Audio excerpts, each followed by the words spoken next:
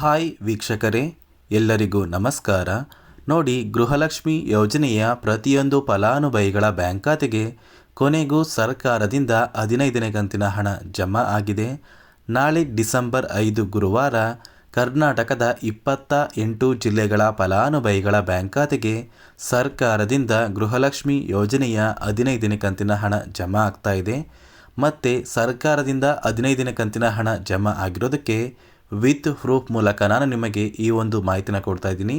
ಇದರ ಜೊತೆಗೆ ಗೃಹಲಕ್ಷ್ಮಿ ಯೋಜನೆಯ ಪ್ರತಿಯೊಂದು ಫಲಾನುಭವಿಗಳಿಗೆ ಸರ್ಕಾರದಿಂದ 5 ಹೊಸ ನಿಯಮಗಳು ಜಾರಿಗೆ ಬಂದಿದ್ದು, ಈ 5 ನಿಯಮದ ಆಧಾರದ ಮೇಲೆ ನಿಮ್ಮ ಬ್ಯಾಂಕ್ ಖಾತೆಗೆ 15ನೇ ಕಂತಿನ ಹಣ ಜಮಾ ಆಗ್ತಾ ಇದೆ. ಹಾಗಾದರೆ ಬನ್ನಿ ವೀಕ್ಷಕರೇ, ಆ ಒಂದು ಮಾಹಿತಿ ಏನು ಅಂತ ತಿಳ್ಕೊಳ್ಳೋಣ.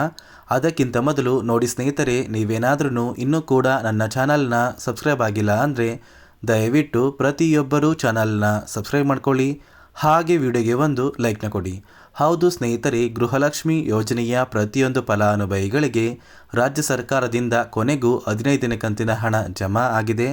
ಫಲಾನುಭವಿಗಳ ಬ್ಯಾಂಕ್ ಖಾತೆಗೆ 15ನೇ ಕಂತಿನ ಹಣ ಜಮಾ ಆಗಿರೋದಕ್ಕೆ ನಾನು ನಿಮಗೆ ವಿತ್ ಪ್ರೂಫ್ ಮೂಲಕ ಈ ಒಂದು ಮಾಹಿತಿನ ಕೊಡ್ತಾ ಇದ್ದೀನಿ. ನೀವು ಇವಾಗ ಸ್ಕ್ರೀನಲ್ಲಿ ಕೂಡ ಒಂದು ಮೆಸೇಜನ್ನು ನೋಡ್ಬೋದು. ಫಲಾನುಭವಿಗಳ ಬ್ಯಾಂಕ್ ಖಾತೆಗೆ 15ನೇ ಕಂತಿನ 2,000 ಹಣ ಜಮಾ ಆಗಿರುವಂತಹ ಒಂದು ಮೆಸೇಜ್ನ ಕೂಡ ನಾನು ನಿಮಗೆ 15ನೇ ಕಂತಿನ ಹಣ ಜಮಾ ಆಗಿರೋದಕ್ಕೆ ಪ್ರೂಫ್ ಆಗಿ ತೋರಿಸ್ತಾ ಇದ್ದೀನಿ. ಖಂಡಿತವಾಗಿಯೂ ಸರ್ಕಾರದಿಂದ 15ನೇ ಕಂತಿನ ಹಣ ಜಮಾ ಆಗಿದೆ ವೀಕ್ಷಕರೇ. ನಾಳೆ ಗುರುವಾರ ಅಂದರೆ ಡಿಸೆಂಬರ್ 5ರಂದು ಕರ್ನಾಟಕದ 28 ಜಿಲ್ಲೆಗಳ ಫಲಾನುಭವಿಗಳ ಬ್ಯಾಂಕ್ ಖಾತೆಗೆ ಸರ್ಕಾರ ಗೃಹಲಕ್ಷ್ಮಿ ಯೋಜನೆಯ 15ನೇ ಕಂತಿನ ಹಣ ಜಮಾ ಮಾಡ್ತಾ ಇದೆ. ಹಾಗಾದರೆ ಬನ್ನಿ ಸ್ನೇಹಿತರೆ, ಆ 28 ಜಿಲ್ಲೆಗಳ ಹೆಸರು ಏನು ಅಂತ ತಿಳ್ಕೊಳ್ಳೋಣ. ಮೊದಲಿಗೆ ಬೆಂಗಳೂರು ನಗರ, ಬಾಗಲಕೋಟೆ, ಬೆಂಗಳೂರು ಗ್ರಾಮಾಂತರ, ಬೆಳಗಾವಿ, ರಾಮನಗರ, ವಿಜಯಪುರ, ಚಿಕ್ಕಬಳ್ಳಾಪುರ, ಧಾರವಾಡ, ಚಿತ್ರದುರ್ಗ, ಗದಗ, ದಾವಣಗೆರೆ, ಹಾವೇರಿ, ಕೋಲಾರ, ಉತ್ತರ ಕನ್ನಡ, ತುಮಕೂರು, ಶಿವಮೊಗ್ಗ, ಚಾಮರಾಜನಗರ, ಬಳ್ಳಾರಿ, ಚಿಕ್ಕಮಗಳೂರು, ಬೀದರ್, ದಕ್ಷಿಣ ಕನ್ನಡ, ಕಲಬುರಗಿ, ಕೊಪ್ಪಳ, ಹಾಸನ, ಕೊಡಗು, ರಾಯಚೂರು, ಮಂಡ್ಯ, ಯಾದಗಿರಿ, ಉಡುಪಿ, ವಿಜಯನಗರ ಮತ್ತು ಮೈಸೂರು. ಈ 28 ಜಿಲ್ಲೆಗಳ ಫಲಾನುಭವಿಗಳ ಬ್ಯಾಂಕ್ ಖಾತೆಗೆ ಸರ್ಕಾರದಿಂದ ಗೃಹಲಕ್ಷ್ಮಿ ಯೋಜನೆಯ 15ನೇ ಕಂತಿನ ಹಣ ನಾಳೆ ಗುರುವಾರ ನಿಮ್ಮ ಬ್ಯಾಂಕ್ ಖಾತೆಗೆ ನೇರವಾಗಿ DBT ಮೂಲಕ ಜಮಾ ಆಗ್ತಾ ಇದೆ.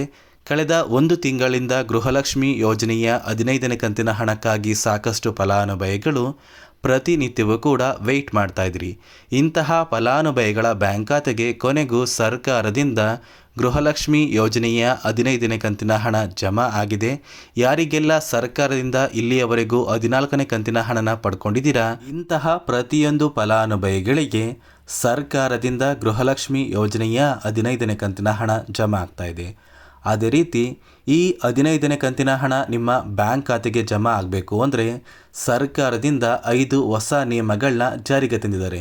ಈ 5 ನಿಯಮದ ಆಧಾರದ ಮೇಲೇ ಸರ್ಕಾರ ಪ್ರತಿಯೊಂದು ಫಲಾನುಭವಿಗಳಿಗೆ ಗೃಹಲಕ್ಷ್ಮಿ ಯೋಜನೆಯ 15ನೇ ಕಂತಿನ ಹಣನ ಜಮಾ ಮಾಡ್ತಾ ಇದೆ. ನೋಡಿ ಸ್ನೇಹಿತರೆ, ಮೊದಲನೆಯ ಒಂದು ನಿಯಮ ಬಂದು ಸಾಕಷ್ಟು ಫಲಾನುಭವಿಗಳು ಪ್ರತಿ ತಿಂಗಳು ಗೃಹಲಕ್ಷ್ಮಿ ಯೋಜನೆಯ 2,000 ಹಣನ ನಿಮ್ಮ ಬ್ಯಾಂಕ್ ಖಾತೆಗೆ ಪಡ್ಕೋತಾ ಇದ್ದೀರಾ. ಆದರೆ ನಿಮ್ಮ ಬಳಿ ಇರುವಂತಹ ಒಂದು ರೇಷನ್ ಕಾರ್ಡ್ ಏನಿದೆ, ಆ ಒಂದು ರೇಷನ್ ಕಾರ್ಡ್ಗೆ ನಿಮ್ಮ ಕುಟುಂಬದ ಪ್ರತಿಯೊಂದು ಸದಸ್ಯರ ಆಧಾರ್ ಕಾರ್ಡ್ನ ಲಿಂಕ್ ಮಾಡಿಸ್ಬೇಕು ಅಂತ ಸರ್ಕಾರದಿಂದ ಒಂದು ಕಡ್ಡಾಯವಾಗಿ ಆದೇಶನ ಕೊಟ್ಟಿದೆ. ಅದೇ ರೀತಿ ಎರಡನೆಯ ಒಂದು ನಿಯಮ ಬಂದು ಸಾಕಷ್ಟು ಫಲಾನುಭವಿಗಳು ನಿಮ್ಮ ಬಳಿ ಇರುವಂತಹ ಒಂದು ಆಧಾರ್ ಕಾರ್ಡ್ ಏನಿದೆ, ಆ ಒಂದು ಆಧಾರ್ ಕಾರ್ಡ್ನ ಕಳೆದ 15 ವರ್ಷಗಳಿಂದ ಯಾವುದೇ ರೀತಿಯ ಒಂದು ತಿದ್ದುಪಡಿ ಕೂಡ ಮಾಡಿಸಿಲ್ಲ ಮತ್ತು ಯಾವುದೇ ರೀತಿಯ ಒಂದು ಅಪ್ಡೇಟ್ನ ಮಾಡಿಸಿಲ್ಲ ಅಂತ ಸರ್ಕಾರಕ್ಕೆ ಕೆಲವೊಂದು ಮಾಹಿತಿಗಳು ಬಂದಿದ್ದು, ನಿಮ್ಮ ಆಧಾರ್ ಕಾರ್ಡ್ನ ನೀವು ಯಾವುದೇ ರೀತಿಯ ಒಂದು ತಿದ್ದುಪಡಿನ ಮಾಡಿಸಿಲ್ಲ ಅಂದರೆ ಸರ್ಕಾರ ನಿಮ್ಮ ಆಧಾರ್ ಕಾರ್ಡ್ನ ಜೊತೆಗೆ ನಿಮ್ಮ ರೇಷನ್ ಕಾರ್ಡ್ನ ಕೂಡ ಕ್ಯಾನ್ಸಲ್ ಮಾಡುವಂತಹ ಸಾಧ್ಯತೆ ತುಂಬಾ ಇದೆ. ಅದೇ ರೀತಿ ಮೂರನೆಯ ಒಂದು ನಿಯಮ ಬಂದು ಸಾಕಷ್ಟು ಫಲಾನುಭವಿಗಳು ಸರ್ಕಾರದಿಂದ ಬರುವಂತಹ ರೇಷನ್ನ ಪಡ್ಕೋತಾ ಇದ್ದೀರಾ. ಅಂದರೆ ಅನ್ನಭಾಗ್ಯ ಯೋಜನೆಯ ಒಂದು ರೇಷನ್ ಏನಿದೆ, ಆ ಒಂದು ರೇಷನ್ನ ಕಳೆದ 3 ತಿಂಗಳಲ್ಲಿ ಫಲಾನುಭವಿಗಳು ಯಾರು ಕೂಡ ತಗೊಂಡಿಲ್ಲ ಅಂದರೆ ಇಂತಹ ಫಲಾನುಭವಿಗಳ ಒಂದು ರೇಷನ್ ಕಾರ್ಡ್ನ ಸರ್ಕಾರ ಕ್ಯಾನ್ಸಲ್ ಮಾಡ್ತಾ ಇದೆ. ಅದೇ ಒಂದು ಕಾರಣಕ್ಕೆ ಸರ್ಕಾರದಿಂದ ಬರುವಂತಹ ಒಂದು ಉಚಿತ ಅಕ್ಕಿ ಅನ್ನಭಾಗ್ಯ ಯೋಜನೆಯ ಅಕ್ಕಿ ಏನಿದೆ ಆ ಒಂದು ಹಕ್ಕಿನ ಕಡ್ಡಾಯವಾಗಿ ನೀವು ಪಡ್ಕೋಬೇಕು ಅಂತ ಸರ್ಕಾರ ಆದೇಶನ ಕೊಟ್ಟಿದೆ. ಮತ್ತು ವೀಕ್ಷಕರೇ, 4ನೆಯ ಒಂದು ನಿಯಮ ಬಂದು ಗೃಹಲಕ್ಷ್ಮಿ ಯೋಜನೆಯ ಫಲಾನುಭವಿಗಳು ಮತ್ತು ಮನೆಯ ಸದಸ್ಯರಲ್ಲಿ ಯಾರು ಕೂಡ ಸರ್ಕಾರಿ ಉದ್ಯೋಗದಲ್ಲಿ ಇರಬಾರ್ದು.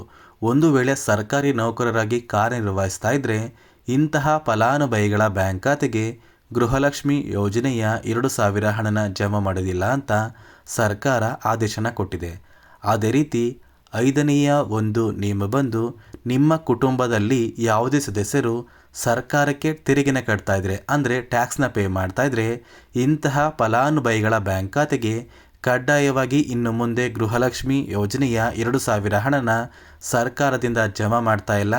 ಈ ಒಂದು ಫಲಾನುಭವಿಗಳು ಗೃಹಲಕ್ಷ್ಮಿ ಯೋಜನೆಯ 2,000 ಹಣನ ಪಡೆಯಲು ಅನರ್ಹರು ಅಂತ ಸರ್ಕಾರ ಆದೇಶನ ಕೊಟ್ಟಿದ್ದು, ಈ 5 ನಿಯಮದ ಆಧಾರದ ಮೇಲೆ ಸರ್ಕಾರ ಗೃಹಲಕ್ಷ್ಮಿ ಯೋಜನೆಯ 15ನೇ ಕಂತಿನ ಹಣನ ಪ್ರತಿಯೊಂದು ಫಲಾನುಭವಿಗಳ ಬ್ಯಾಂಕ್ ಖಾತೆಗೆ ಜಮಾ ಮಾಡ್ತಾ ಇದೆ.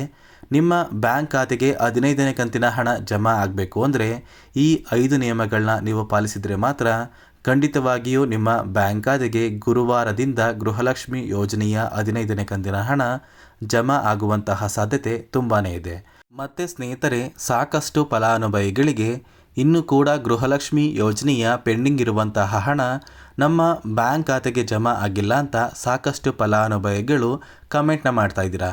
ನೋಡಿ ವೀಕ್ಷಕರೇ, ನಿಮ್ಮ ಬ್ಯಾಂಕ್ ಖಾತೆಗೆ ಪೆಂಡಿಂಗ್ ಇರುವ ಹಣ ಜಮಾ ಆಗಬೇಕು ಅಂದರೆ ನಿಮ್ಮ ಬಳಿ ಇರುವಂತಹ ಪ್ರತಿಯೊಂದು ದಾಖಲಾತಿಗಳು ಎಲ್ಲ ಕೂಡ ಸರಿ ಇದ್ದರೆ ಮಾತ್ರ ಸರ್ಕಾರದಿಂದ ಗೃಹಲಕ್ಷ್ಮಿ ಯೋಜನೆಯ ಪೆಂಡಿಂಗ್ ಹಣ ಜಮಾ ಆಗುತ್ತೆ.